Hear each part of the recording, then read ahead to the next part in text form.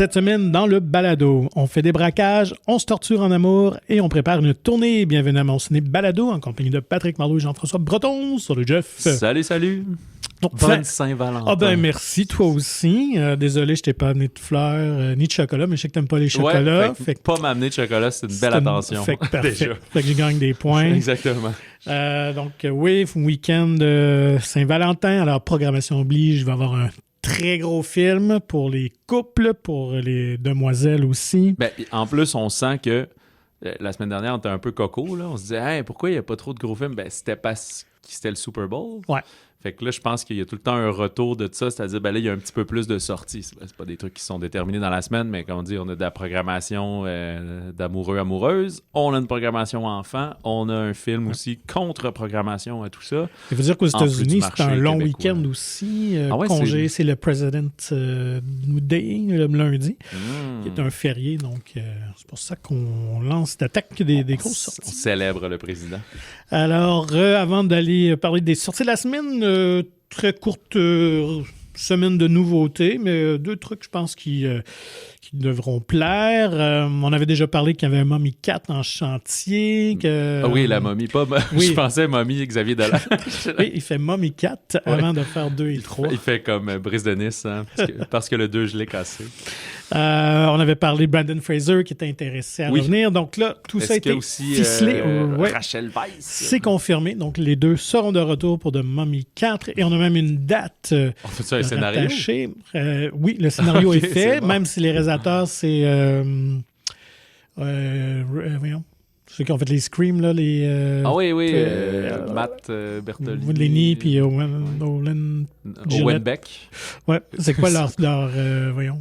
J'ai juste Radio... Radio Silence? Radio Silence, bref. Video Kills the Radio Star.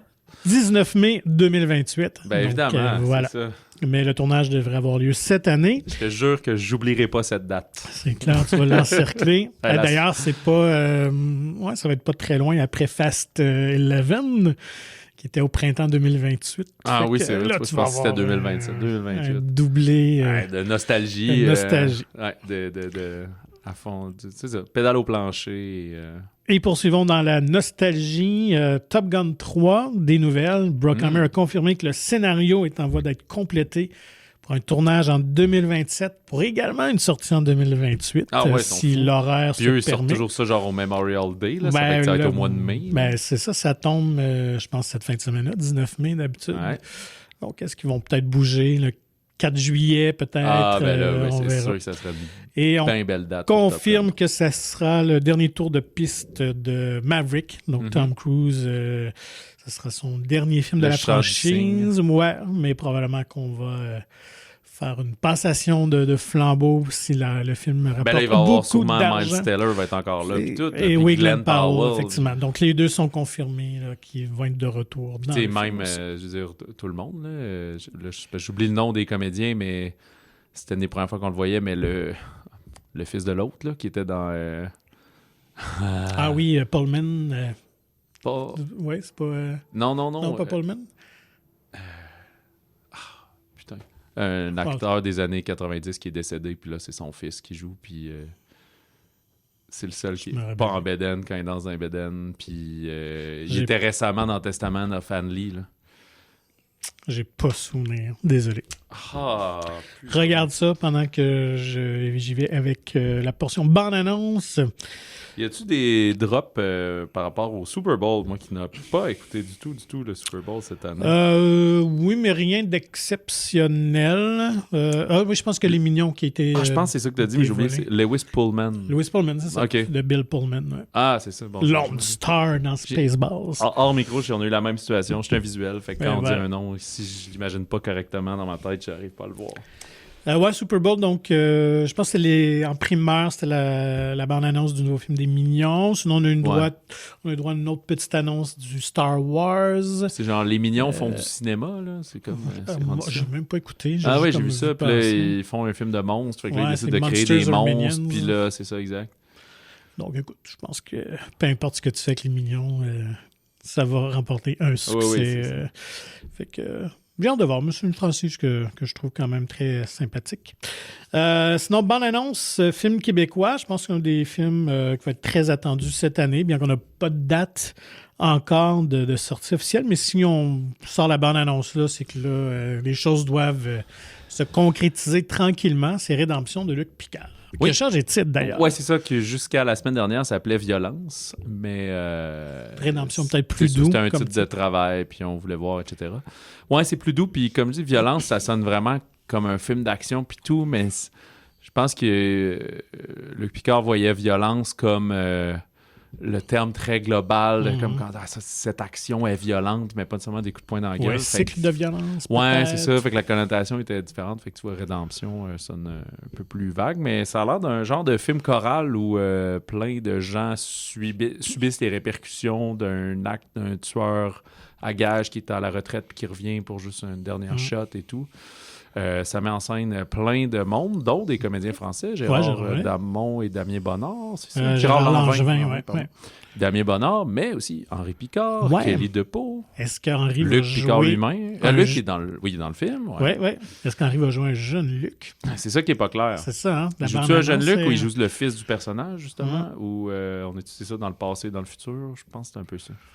Donc, à découvrir, mais en tout cas, visuellement, ça a l'air très. Ça sonne très comme automne 2026, fin d'été peut-être, mais on n'est pas trop commis. Je pense que du côté de ce distributeur-là, des films Opal, on a encore Villeneuve qui tombe en post-production bientôt, qu'on essaye de sortir pour l'automne, mais on n'est pas certain. Fait que je pense que là, on se retrouve avec une coupe de flèches dans son carquois, puis laquelle on va mettre quand exactement. Puis, il y a des. C'est parce que le risque, c'est que cet automne, il y ait tous les gros films québécois, en ce moment, sont pas vraiment là. Les sorties québécoises sont plus c'est un peu pointues, mettons, c'est ça.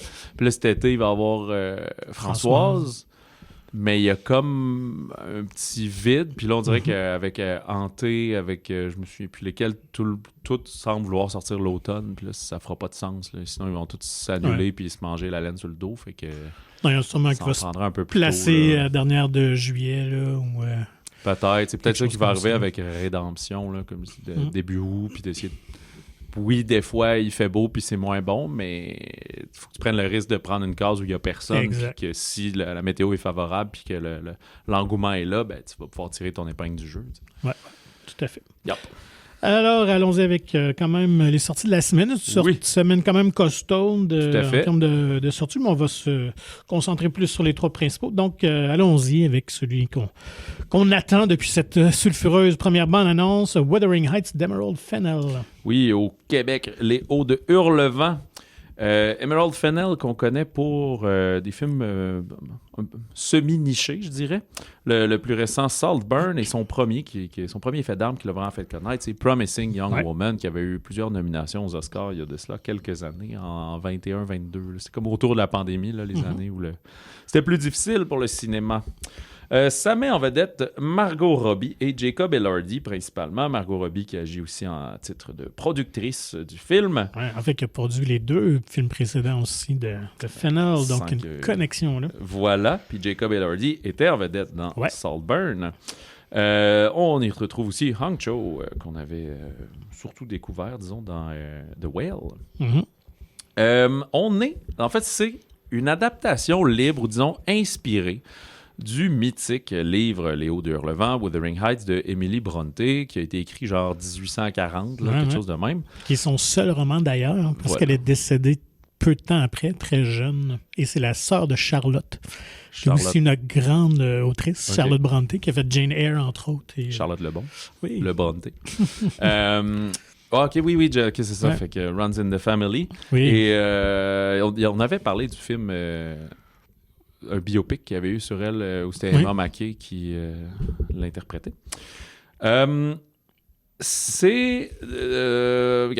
je vais y aller sur le synopsis. On était à la fin du 18e siècle dans les terres sauvages du Yorkshire, donc on est dans la Grande-Bretagne. Et le jeune Heathcliff va être recueilli par la famille des Earnshaw. Il va grandir aux côtés de leur petite Catherine, avec qui il va entretenir une espèce de relations d'amitié, parce qu'ils vont grandir ensemble, amitié frère-sœur, puis je vous rassure, là, c'est pas une affaire d'inceste, mais tu sais, on va sentir que plus ils grandissent, puis que leurs hormones vont entrer en jeu. Il va y avoir une tension sexuelle, c'est ça, une attirance l'un pour l'autre, mais qui vont pas oser embrasser. Puisque à cause des liens là-dedans, puis tu sais, quand t'es comme en amour un peu avec ton ou ta meilleure amie, tu te dis, si je fais le saut, je vais tout briser. Fait que, et les classes sociales aussi, quand même. Voilà, c'est ça. Eux qui sont une famille, elle, une famille de riches, mais qui sont un peu sur le déclin à cause des mauvais moves de son père. Puis lui, qui est comme un peu officieusement un travail pour la famille, puisqu'il a été recueilli étant orphelin. Fait que, sauf que là, elle, pour des raisons justement sociales et autres, un peu à contre-cœur, elle va épouser un nouveau voisin, un riche, sympathique monsieur. Et ça va déchirer Heathcliff. Alors, il va se sauver et revenir plus tard et un peu tourmenter le mariage paisible de Catherine.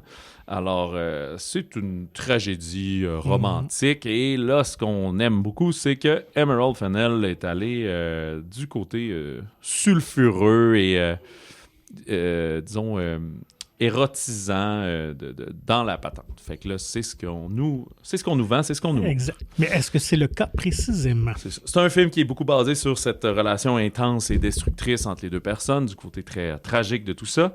Je dirais que c'est surtout sensuel, mais pas nécessairement érotique. Là. C'est sûr que si vous montrez ça à une bonne dame de 80 ans, elle sera pas en accord avec moi, là. Mais, tu sais, comparé à la série After ou des trucs comme ça qu'on a eu récemment.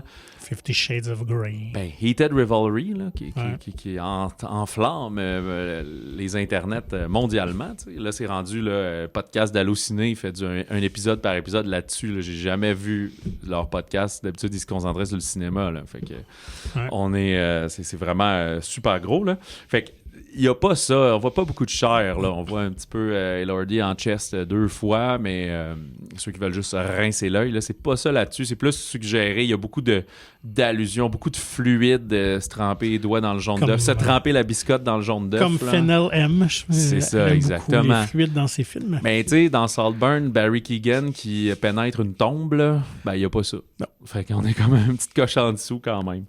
Fait que c'est ce qu'on vend. Moi, le comparable que je dirais en termes de hotness, c'est Challengers de Luca Guadagnino, qui avait aussi ce côté ça va être chaud, les tripes à 3 puis tout. Puis finalement, oui, le film offrait quelque chose. Puis là, je dis pas ça juste comme un pervers qui veut voir du monde tout nu, mais tu sais, plus, ça va-tu être une tension sexuelle puis tout, tu sais, oui, mais finalement, il y a une trame plus grande que tout ça. C'est un peu ce qui arrive ici, mais il y a beaucoup de codes. Là, Amanda a fait du contrepoint d'un vase avec des fleurs. Ça a juste l'air d'un pénis qui éjacule. Là, fait on rit beaucoup de ça, ce qui fait que c'est... Il y a un certain charme, mais il y a un certain humour par rapport à tout ça, je trouve. Mm-hmm. Fait que toi, Patrick, t'es-tu bandé tout le long? J'ai été vulgaire de moi. Je m'attendais à être plus émoustillé, peut-être même un peu plus choqué. Je pensais que Fennell oserait aller un peu plus loin, parce que c'est ce qu'on nous vendait quand même. Là. Mais finalement, on a droit à du harlequin très soft. Je pense qu'on est allé chercher aussi au niveau du... Bien qu'il y ait du côté 18 ans aux États-Unis. Quand même, mais sont plus sensibles. Ici, c'est 13 ans et plus. Ouais, c'est ça, mais tu sais, je pense qu'ils veulent quand même aller chercher une audience plus jeune qui sont évidemment fans de Jacob Elordi, on doit se le dire. Oui, qui est connu de tu sais, oui, récemment, il a fait Frankenstein là, pour les plus cinéphiles, mais sinon, sur Netflix, là, la trilogie de Kissing Booth, c'est comme un... Oui, c'est des dieux pour les 18, 25, 30, là, c'est comme... Oui. Donc, c'est ça. Donc, après ça, moi, je dois avouer que j'ai jamais lu le roman, donc j'ai pas vu les vieilles versions non plus, dont la classique Laurence Olivier. Fait que je connaissais un peu la prémisse, puis bon, tu sais, ça fait partie de la culture populaire, fait que je connaissais un peu l'archétype du personnage de Heathcliff et tout ça. Fait que à ce niveau-là, ça passe assez bien, mais je comprends les fans et de ce que j'ai pu lire un peu en ligne, c'est qu'on est quand même loin d'une adaptation classique du roman. Fait que je pense qu'il y en a beaucoup qui sont déçus de ça. C'est de là que viennent les mauvaises critiques, si vous m'entendez. C'est comme ça porte le même titre, on s'attend à une adaptation, mais c'est plutôt inspiré de... Fait que là, c'est là que ça devient trompeur. On porte le regard vraiment sur une petite partie de l'intrigue. Fait que le reste est un peu évacué, puis je pense que la dimension qui amenait cette richesse-là au récit est peut-être moins présente dans le film. Mm-hmm. Ceci dit, esthétiquement, c'est très beau, c'est super intéressant. Ce look qui me rappelle un peu Portings, justement, de comme... Tu le sais que c'est des décors, là. C'est comme en carton, mais pas cheap, là. Mais tu sais, l'éclairage qui devient un peu surréaliste puis tout, fait que moi, je trouve ça super beau, là. Je trouve ça vraiment onirique un peu. Oui, et contrebalancé avec des fois vraiment là, les scènes, je sais pas s'ils étaient vraiment dans le Yorkshire, mais tu sais, quelque part autour avec la brume sur les roches. Et le vent qu'on ressent dans leurs cheveux. Et au niveau des performances, rien à redire. Là. Tout le monde fait très bien la job. Je pense que pour Elordi, c'est un beau plaidoyer pour être le prochain James Bond. Je pense qu'il y a tous les atouts. Es-tu dans... Oui, Villeneuve l'a rencontré. Non, c'est pas encore. Non, il n'y a rien été confirmé. Mais... Parce qu'il n'y a pas un acteur qui a dit que c'était lui, là, finalement, là, ou ça s'est dit à un moment donné. Pas Elordi, mais un autre. À chaque mois, il y a les rumeurs. Ça va être lui, ça va être lui. Là. Donc, on verra bien. Belle surprise de retrouver Owen Cooper. Il y a un look Timothée Dalton. Oui, parce que la gueule carrée. Ouais, les cheveux noirs foncés. Comment t'appelles ça? Là, la fossette. La fossette dans le menton. Ouais, puis il fait genre 6 pieds 6. Il y a la stature pour le jeu, l'incarner. Quand même imposant. Ouais. Mais il est pas... il est très musclé, là, tu le mettrais à côté de quelqu'un, mais il n'est pas non plus Chris Hemsworth musclé. Là, il y a quelque chose de réaliste à tout ça. Là. Tout à Daniel fait. Craig. Et il joue très bien. Donc, j'ai bien hâte de voir. Mais donc, lui qui joue le jeune Heathcliff, c'est Owen Cooper, qui a causé la sensation l'année dernière avec la mini-série Adolescence sur Netflix, qui a d'ailleurs gagné un Emmy Award, et c'est le plus jeune comédien à remporter un Emmy Award pour son rôle. Mais tu parlais de Elordi dans Saltburn, il y a vraiment une connexion Saltburn dans ce film-là. Là. Donc, la comédienne Alison Oliver, qui joue la sœur de Linton, Isabella Linton. Ouais. Donc, elle jouait la sœur d'Elordi dans Saltburn. C'est ça, OK. Et on retrouve aussi Ewan Mitchell, qui joue Joseph, qui joue comme un peu l'homme à main là, de la demeure, était également faisait un des écoliers dans le film. Donc, Fennell aime travailler avec sa petite gang. J'ai oublié de regarder, mais parce que là, comme je disais dans le synopsis, au début, on les voit jeunes. Celle qui fait la jeune Catherine, là, je voyais juste une jumelle Olsen. Je trouvais tellement qu'elle avait un faciès de Ashley ou Mary-Kate quand elle était jeune. Puis j'ai oublié de regarder c'était qui. Moi non plus, je suis pas allé voir. Donc voilà, fait que Wuthering Heights, écoute, on n'est peut-être pas à la hauteur. Je pense qu'on aurait pu aller dans une zone, là, je vais faire référence à un vieux film, mais un classique genre, c'est Dangerous Liaisons, avec Malkovich et Glenn Close, qu'on était vraiment dans la manipulation, dans la cruauté. Et je pense que le roman s'approche de ça, et je trouve qu'on n'assume pas pleinement. Fait que je trouve qu'il y a un petit côté là, quand on bascule dans cette deuxième portion, qui est quand même la plus intéressante, là, quand même, là, quand Elordi revient puis qui va tenter de foutre un peu le bordel. Ouais, c'est ça. Et tout ça. Mais je pense on était un peu poli quand même malgré tout de la réalisation de Fennell. Mais écoute, je pense que ça va plaire quand même au public cible. Ça va rencontrer son public. C'est certain. D'ailleurs, on parle d'un week-end de 50 millions. Là, fait que, c'est ça. Et quand même, je sais plus les derniers pronostics, là, c'est sûr qu'on est rendu au vendredi. Fait que là, s'il y en a qui ont réaiguisé, ils voient beaucoup de préventes. Fait que là, ils sont capables de clarifier. Mais en début de semaine, on parlait d'entre 30 et 50, ce qui est beaucoup, mais ce qui est quand même un gros jeu. Là. En 30 et 50, c'est une grosse variance. Variance. Fait que voilà. Est-ce qu'on a de la contre-programmation pour ça, Patrick? Bien sûr. Et moi, c'est mon coup de cœur de la semaine. Crime 101 de Bart Layton. Crime 101, évidemment, au Québec, tout simplement. Bart Layton, là, j'avais vu son American Animals il y a 10-15 ans avec Barry Keoghan, dans le temps qui était pas trop connu, puis j'avais adoré ce film-là, qui était un genre de faux... Lui, il a fait du documentaire. C'est ça, mais ça, c'était comme une reconstitution d'un braquage pathétique là, de jeunes universitaires un peu fauchés qui allaient voler des œuvres d'art. Ils travaillaient pour voler des œuvres d'art dans la bibliothèque super spéciale de la grosse université. Puis, un peu spoiler, la difficulté, c'est qu'après, tu sais, si tu voles des billets d'argent, t'es écoule. Mais si tu voles des diamants, si tu voles des œuvres d'art, là, tu peux pas aller chez Tanguay t'acheter 15 000 $, de vêtements. Ou chez Escompte, le laisser... Là, faut que tu trouves quelqu'un d'autre pour refiler ça, puis tout. Puis là, finalement, comme c'est des jeunes, tu sais, oui, tu déjoues des affaires, mais à maner inexpérience, si on veut dire, là, va les rattraper. Oui. Fait que c'était un mélange de reconstitution, puis inspiré d'histoires vraies, puis tout. Fait que je trouvais ça vraiment cool comment c'était fait. Fait que, bref, c'est le genre de réalisateur, t'aimes le film, puis après, tu suis plus nécessairement, tu laisses aller. Fait que là, de le retrouver... Il n'y a pas une longue filmographie, même si ça fait longtemps qu'il travaille, mais il fait comme un film aux 8 ans. Là. Ouais, c'est ça. Je sais pas ce qu'il fait d'autre. Là, c'est clairement sa plus grosse production. On retrouve des beaux acteurs, beaux et belles acteurs américains et européens qu'on aime. Chris Hemsworth, en fait, qui est australien. Ouais, c'est ça. Mark Ruffalo, Halle Berry et Barry Keoghan. On suit des vols de bijoux. On suit des vols de bijoux qui sont sur la côte Pacifique, donc à LA, et qui sont faits par notre bon Chris Hemsworth, qui est comme un gentil voleur, mettons, là. Puis un peu asocial, qui a des... Oui, c'est ça qui est intéressant de le voir. C'est quelqu'un qui regarde la terre. Il planifie tous ses trucs à la lettre, mais quand c'est le temps de parler à quelqu'un, yeux dans les yeux, on dirait qu'il faut qu'il se gonfle de confiance, il le fait, puis après, ça marche plus. Puis là, il y a un bon policier, là, Mark Ruffalo, que tout le monde... Lou Lubeznik, lui, il a une théorie. Là. Il dit, là, il y a plein de vols ces temps-ci, mais si on isole là, ceux qu'à chaque fois, le voleur a l'air de partir sur la route 101, justement, là, l'autoroute 101, puis il fait jamais de blessés, il blesse jamais les gens, il fait juste voler puis s'en aller, un peu comme dans notre... le film des vols dans les Toys R Us puis dans les McDo là, avec, Roofman là, c'est ça. Si on les isole, là, je suis sûr que c'est le même gars, c'est le même leitmotiv puis tout, là, modus operandi.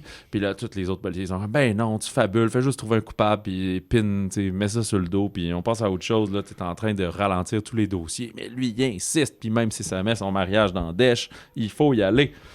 Fait qu'il y a ces deux côtés-là, puis justement, le personnage Hemsworth commence à sentir la soupe chaude, puis vouloir peut-être s'arrêter de faire ces fameux vols-là. Il prétend que quand il va atteindre un certain montant d'argent, non défini, il va être capable d'arrêter ces vols.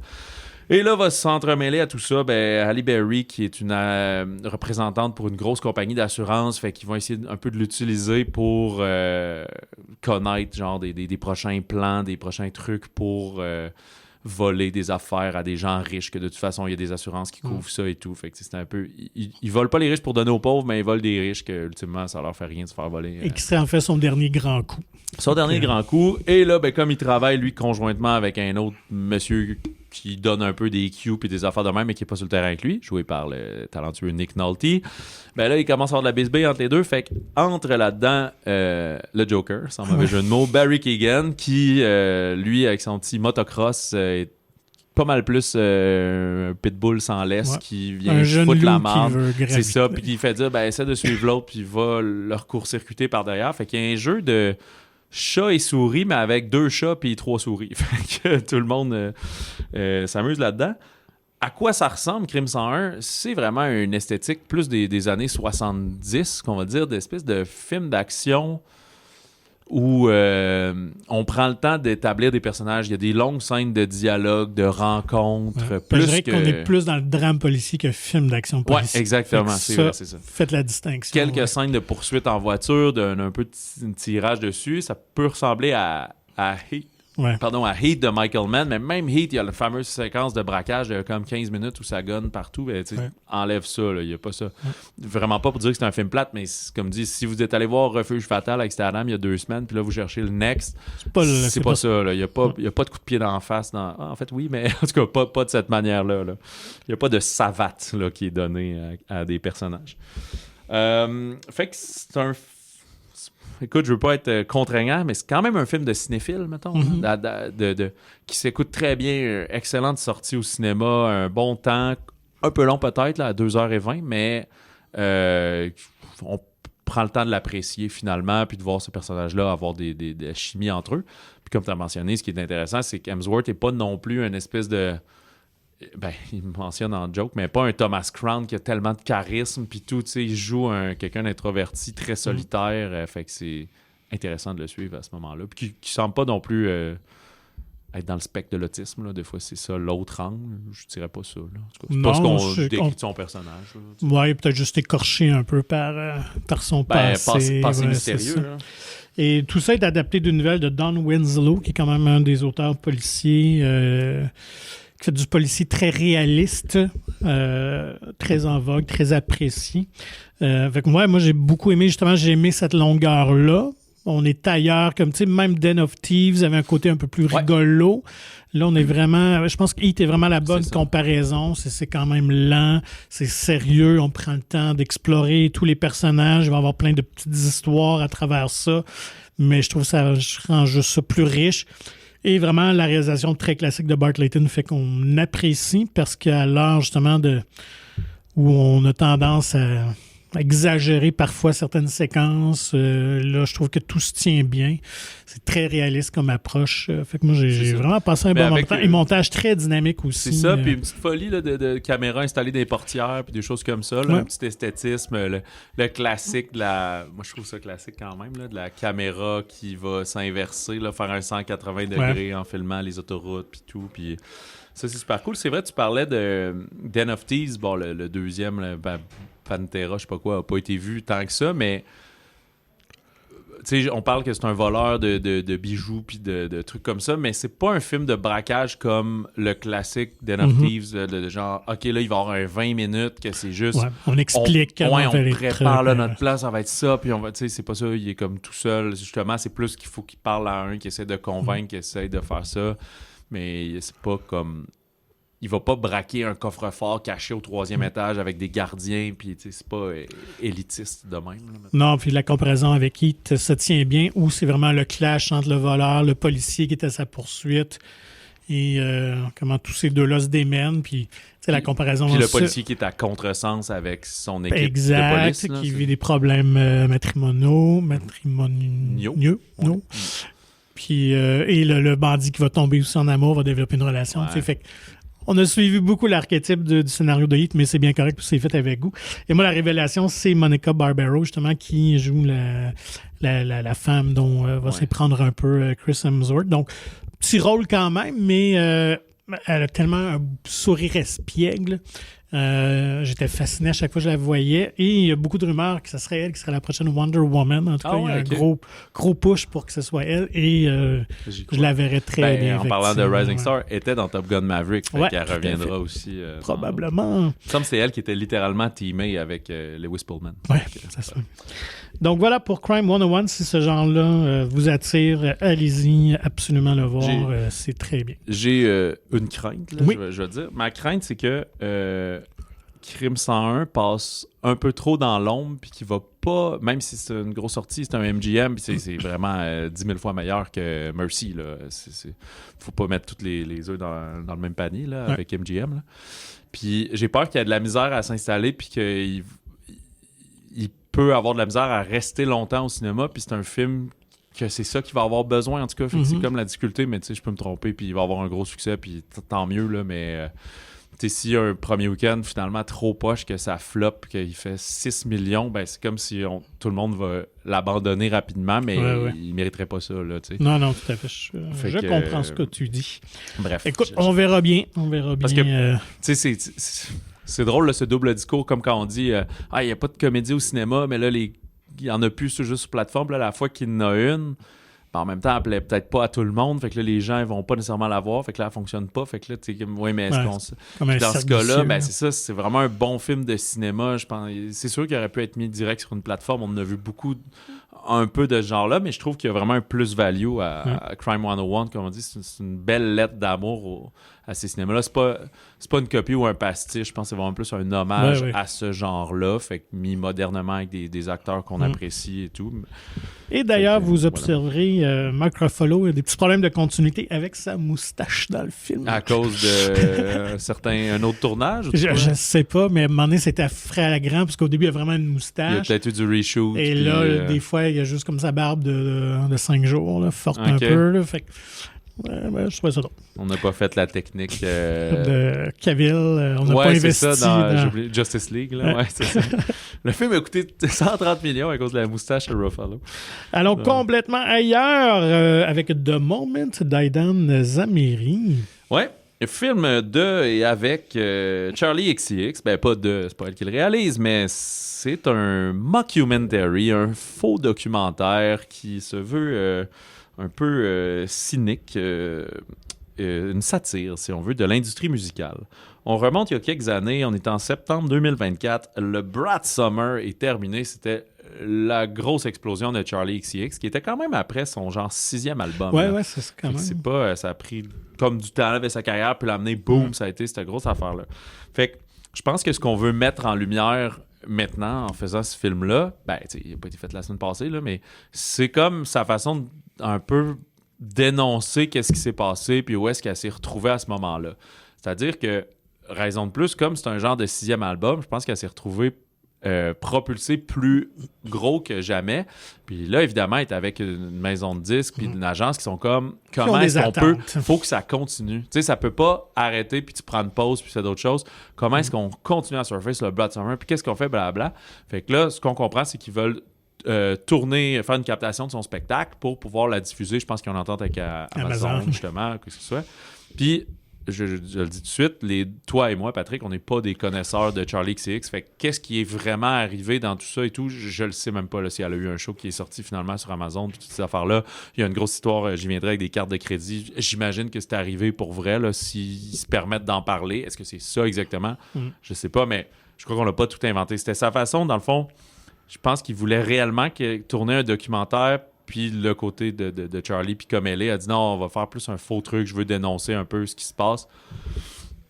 Fait que c'est pas MeToo, là, c'est pas des affaires d'agression sexuelle, c'est juste que finalement, elle s'est retrouvée à un point où elle travaillait avec une amie pour faire une vision esthétique de la direction artistique de ce spectacle-là, mais elle s'est fait imposer un réalisateur parce qu'il a fait des grosses captations, mais de trucs genre Coldplay puis des artistes qui sont vraiment pas comme elle, mais que c'est quand même, il est chevronné pareil, joué par Alexandre Skarsgård, qui est super bon quand il joue de la comédie.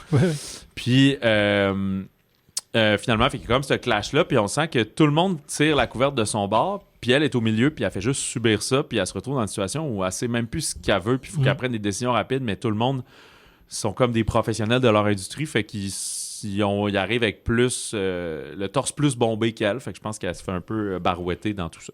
Fait que c'est pas un truc qui se veut non plus misérabiliste, qu'elle va dire « Ah, pauvre moi », là, c'est pas nécessairement ça l'idée, là. Fait que c'est elle qui est entre la satire puis un peu de montrer de genre, ben, tu sais, c'est un peu ça que je vis day to day, là, se faire barouetter puis utiliser mon image malgré moi, si on veut. Fait que, ouais, qu'est-ce que t'en as pensé en tant que non-initié à Charli? Ben écoute, on réinvente pas la roue avec ce genre de propos de dénonciation artistique et d'ingérence et tout ça. Même puis, Spinal Tap, là. Ouais, c'est sûr. Tu tapais là-dedans. Exact. Mais écoute, ça demeure quand même... Je pense que les fans de Charli XCX vont sûrement l'apprécier plus que moi. Tu l'as dit, je la connaissais pas. Pourtant, j'ai vu quand même qu'elle a écrit beaucoup de succès. Donc, elle est aussi compositrice pour d'autres artistes, dont Camila Cabello, celle qui avait écrit Señorita. OK, ouais. Mais je la trouve quand même audacieuse de jouer avec son image, parce qu'elle se présente pas sur son meilleur jour non plus. D'ailleurs, c'était assumé, puis elle a dit elle-même, je voulais présenter une version infernale de moi. Donc, c'est ça. Elle n'est pas diva dégueulasse, là, mettons. Là. Je sais pas. Moi, je la trouve pas comme antipathique et tout, mais c'est pas non plus rose bonbon avec des brillants de genre, comme je dis, elle est tellement gentille, j'ai tellement pitié pour elle. Là.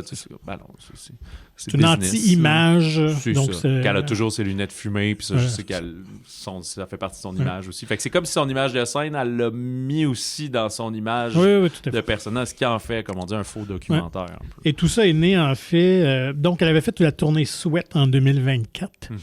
Et il y avait cette pression-là de la maison de disques d'effectivement faire un concert filmé. Parce que Taylor Swift avait fait son truc et là, on était un peu dans cette mouvance-là et elle ne voulait pas.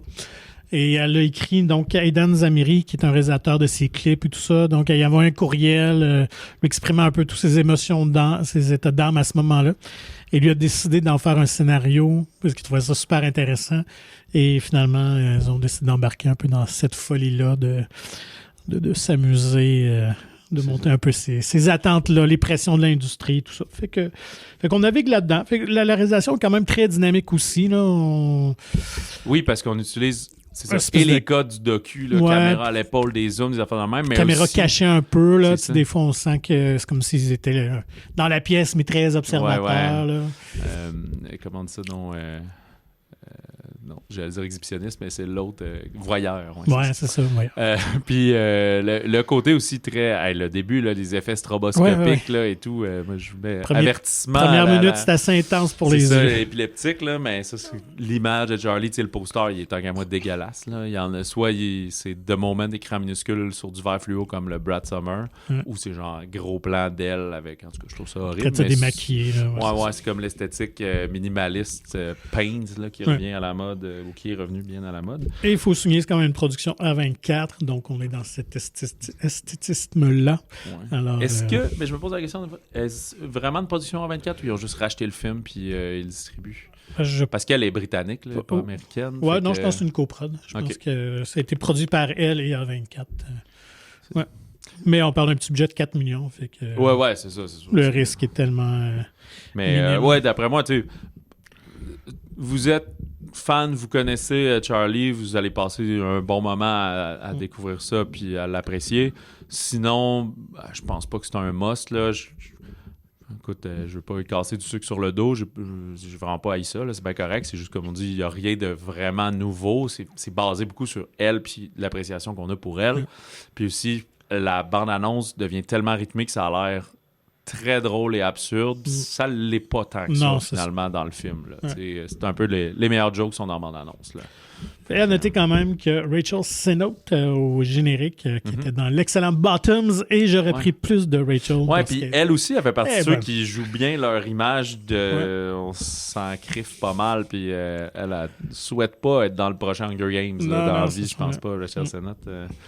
C'est la gang de... Elle est plus New York, elle, je pense. C'est ça.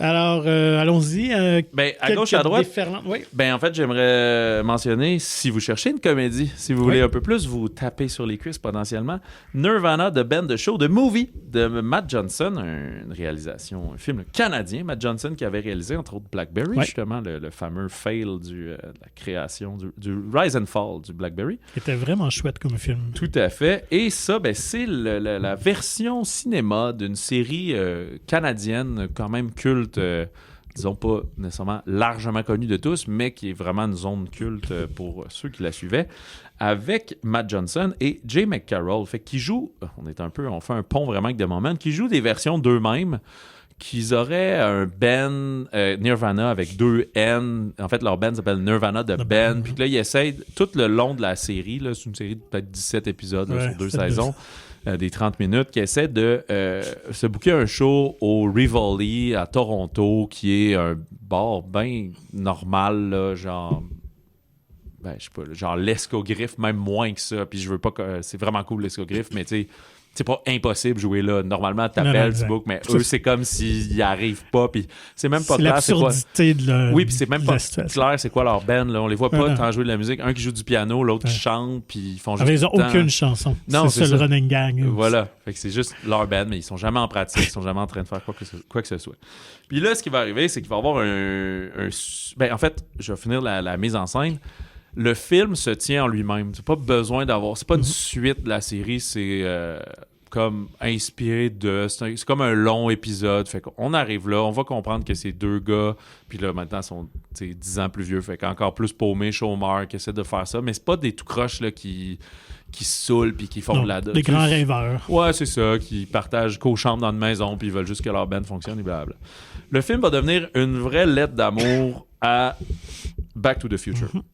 Et puis c'est aussi filmé c'est un faux documentaire aussi, caméra à l'épaule, puis des fois je pense qu'on prend vraiment les réactions live des passants qui sont là, on leur dit pas trop qu'on fait un film et quoi que ce soit, on signe des releases par après, fait que tu sais eux Jay puis Matt ils actent puis ils mettent en scène, mais ils prennent les réactions des passants à Toronto live, fait que là il y a un gros plan, c'est tellement canadien Toronto, de sauter de la tour du CN pour arriver dans le Skydome, c'est ça. Puis là, faire de la pub pour dire on est en show ce soir au Rivoli. Fait que là, comme ça, ils n'auront pas le choix, le Rivoli, de nous booker. Puis là, d'aller là.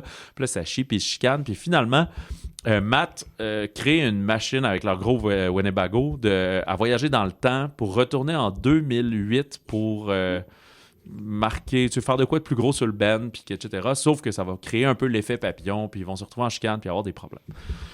Fait que ça va être une situation de retour vers le futur, puis là, il faut aller à 88 miles, puis on a besoin d'électricité, puis on réutilise la tour du CN plutôt que le grand clocher, puis tout ça. Fait que c'est très drôle, c'est très léger. Oui, c'est une comédie à propos d'un band de musique, mais c'est pas un film musical comme Spinal Tap, par exemple, et tout. Il existe une version française, mais la force, c'est vraiment en anglais. Je pense que c'est là que ça va se passer. C'est ça. Ça jouera pas dans tous les cinémas, mais je le recommande vraiment. Je m'attendais vraiment à rien. Puis c'est pas capoté, là. Je veux pas le survendre, mais j'ai vraiment apprécié le moment. J'ai trouvé ça. C'est très surprenant. Ouais, puis c'est tellement fait avec amour. C'est bon enfant. Tout. C'est créatif, c'est ça, c'est sympathique. C'est pas non plus absurde niaiseux comme un Adam Sandler là, pour le meilleur et pour le pire. Fait que Nirvana de Band de Show de Movie, là, vraiment très cool. C'est ça, ça parle de la poursuite de ses rêves, du lâcher prise, de continuer là-dedans. Des faits drôles, c'est que on va se retrouver dans une réalité alternative où finalement McCarroll, Jay a sa carrière solo puis qui est plus grosse que eux les deux ensemble. Puis en 2014 à peu près, Jay puis sa sœur, il y avait un band canadien qui s'appelle Brave Shores. Et c'est eux qui ont genre le gros hit Never Come Down là. Puis dans le film, quand Amani a sa carrière solo, puis il joue ça, ben là, parce que je savais pas ça, puis j'étais comme, hey, il a eu les droits pour ce tune-là, puis ils font semblant, mais en fait, c'est sa tune à lui de son band, mais tu vois, comme on sait pas c'est quoi la musique qu'ils font, ben c'est comme s'il faisait semblant que c'était ça qu'il a fait, mais dans le fond, c'est ça qu'il a fait. Très méta. C'est ça, c'est très méta, exactement. Fait que voilà, pour Nirvana, je peux dire autre chose. Ce qui est très cool, c'est qu'eux sont amis depuis le secondaire. OK.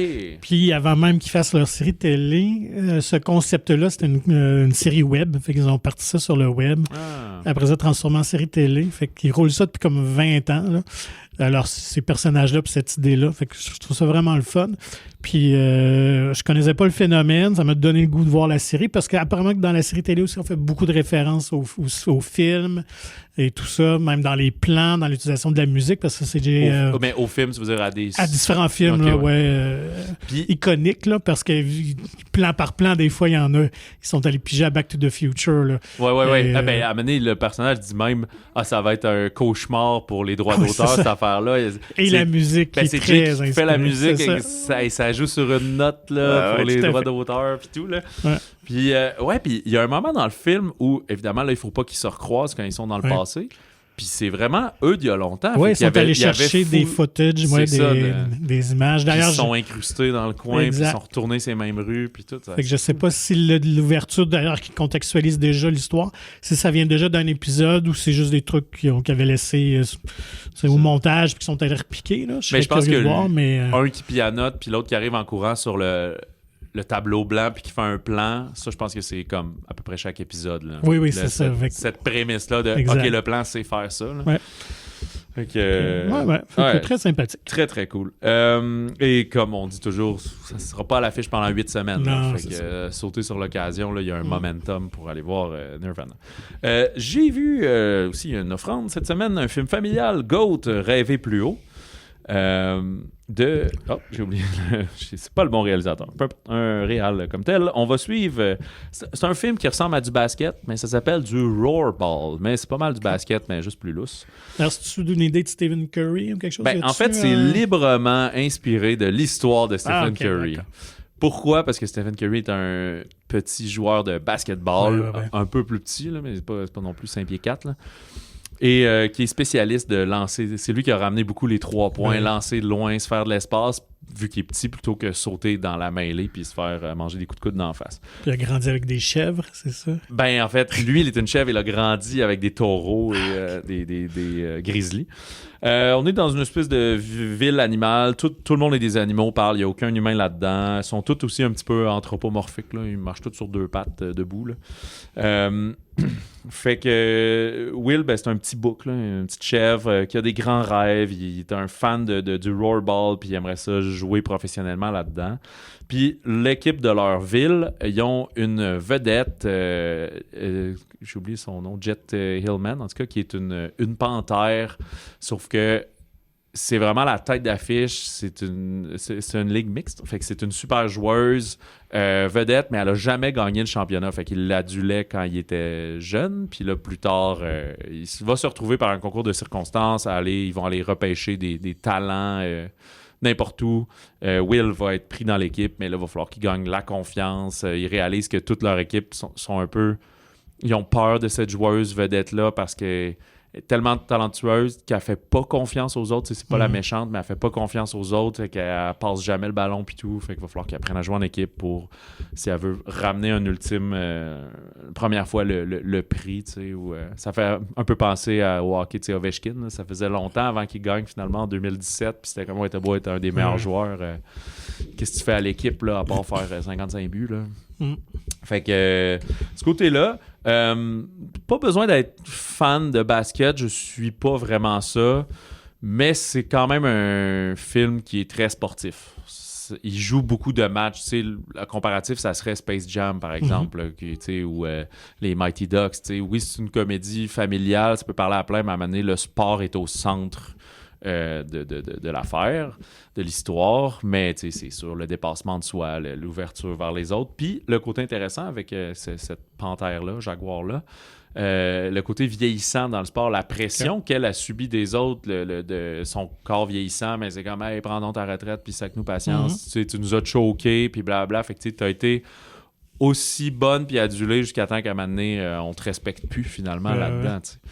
Puis, j'avoue que ça, on a rarement traité ça quand même. C'est un film d'enfant en plus. Puis, mais on dirait que vu que ça prenait un peu... il y a un autre joueur vedette d'une autre équipe qui, lui, il y a un gros beef contre. Puis, tu sais, c'est plein d'animaux, là. Fait que les autres, c'est ça, des chevaux, des taureaux, des girafes. Il y a même des autruches parce que c'est plus rapide, tu sais. Puis des alligators, des trucs comme ça, là. Mais une petite chèvre, ça, on n'a jamais vu ça, là. C'est trop petit et frêle. Mais la petite chèvre, elle saute partout, puis elle fait des flips, puis finalement, elle est très agile, etc. Je pense qu'au niveau de l'animation aussi, c'est très cool l'animation. Hein? C'est vraiment le style Spider-Man, Spider-Verse et tout. Là. Fait que c'est pas... Écoute, je pense pas qu'il va être aux Oscars l'an prochain, là, pas à ce niveau-là, mais j'ai vraiment apprécié. Honnêtement, je voulais juste écouter un petit bout pour me donner une idée, puis je me suis laissé prendre au jeu, puis j'ai écouté le film au complet, puis tout. J'ai vraiment bien apprécié ce film-là, mais je suis quand même un adepte de sport et de regarder du sport en général.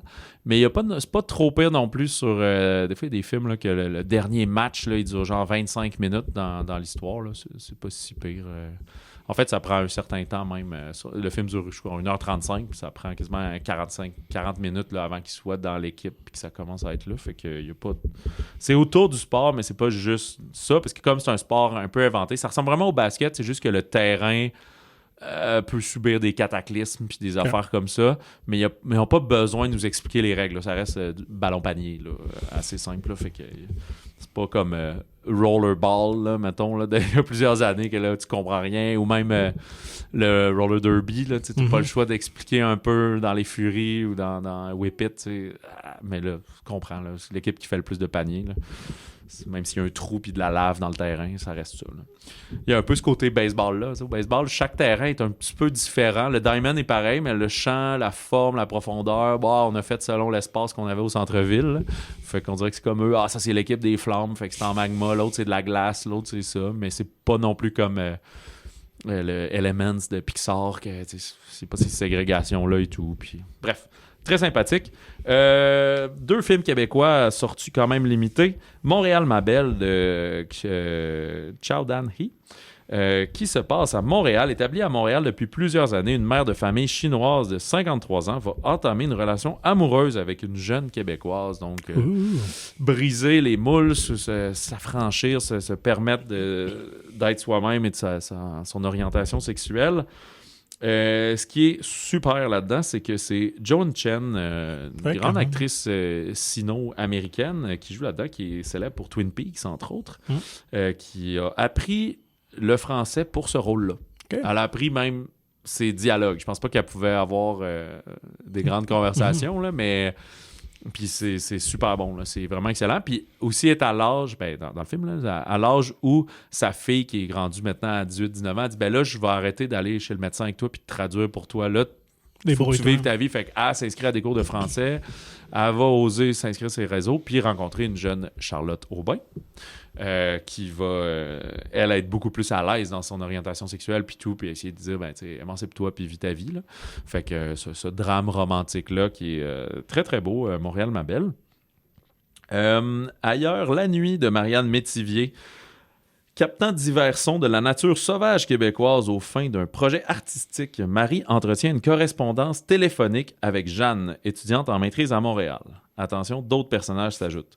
Cette situation va préoccuper son conjoint Nico, qui lui aussi est un biologiste en train qui est contraint d'accueillir, dans leur maison en campagne, Noé, qui a fui Paris sur un coup de tête. Fait que là, on est rendu à 4 personnages, mais résistant aux avances de Marie, la Française en deuil se sent davantage attirée par Yann, un fermier célibataire qui n'a jamais quitté sa région.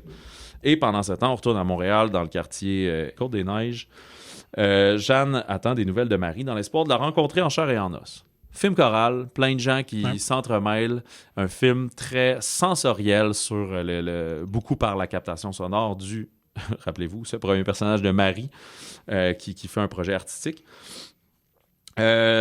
Casting internationaux des Québécois, Émile Schneider, Amaryllis Tremblay, mais aussi Camille Rutherford, l'actrice française très en vogue.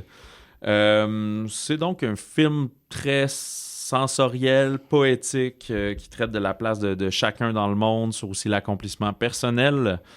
Une sortie limitée. On a fait un épisode spécial qui est en ligne depuis hier. Tu t'es entretenu avec la cinéaste, donc réalisatrice et scénariste Marianne Métivier. C'est son premier long métrage. Et la comédienne Amaryllis Tremblay, que d'ailleurs j'ai regardé, puis elle est très à surveiller, Amaryllis. Si on l'a vu ça et là récemment, là, elle va être dans Ce qu'on respire sur Tatooine, qui est en production. Et aussi le prochain, Charles-Olivier Michaud, lui qui a fait Rue, entre autres, c'est Devenir un monstre. Elle va être au générique de ce film-là aussi. Fait que, d'après moi, on va la revoir et peut-être même la réaccueillir au balado dans les 2 prochaines années. Tes impressions rapidement sur Ailleurs la nuit? Il faut dire que c'est vraiment un film, tu l'as dit, un film d'art. Là. C'est pas art et assez abstrait, là, ça s'écoute quand même très bien, mais on est plus de l'ordre de la poésie mise sur pellicule. Ouais, c'est contemplatif. Très contemplatif, assez lent. Histoire en 2 temps, mais somme toute quand même très bien réalisé, il faut dire quand même, Marianne a vraiment le sens du cadrage, les images aussi, c'est intéressant, mais c'est pour quand même un public très averti. C'est ça. Les premières critiques que je vois là, chez 24 images, chez la presse partout, c'est très bon, là, très très bon, mais oui, c'est pas un people pleaser. Non, c'est ça. Voilà, la semaine prochaine, 20 février, on va parler de Pillion, qui sort cette semaine à Montréal, mais qui est en sortie plus large par la suite. Cette comédie BDSM homosexuelle avec Harry Melling, le fameux Dudley Dursley dans les Harry Potter. Et Alexander Skarsgård, parce qu'il est partout tout le temps. Il va être dans 3 films à l'affiche en même temps, je sais plus. La comédie noire How to Make a Killing avec Glenn Powell et Margaret Qualley, que j'ai bien hâte de voir, qui a l'air très sympa. J'ai su aussi, j'avais pas remarqué que c'est pas un film américain, c'est un film brit. Peut-être coprod, là, mais c'est Studio Canal à la base. Même si c'est justement A24 qui distribue, c'est un film européen. OK. Pour nous contacter, écrivez-nous balado@monciné.ca et suivez Magazine Mon Ciné sur Facebook et Instagram.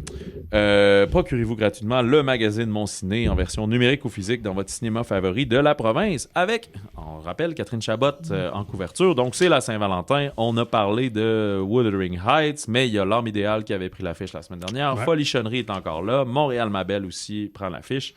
Avec plein de offres différentes du côté romantique. Visitez le monciné.ca pour plus d'informations.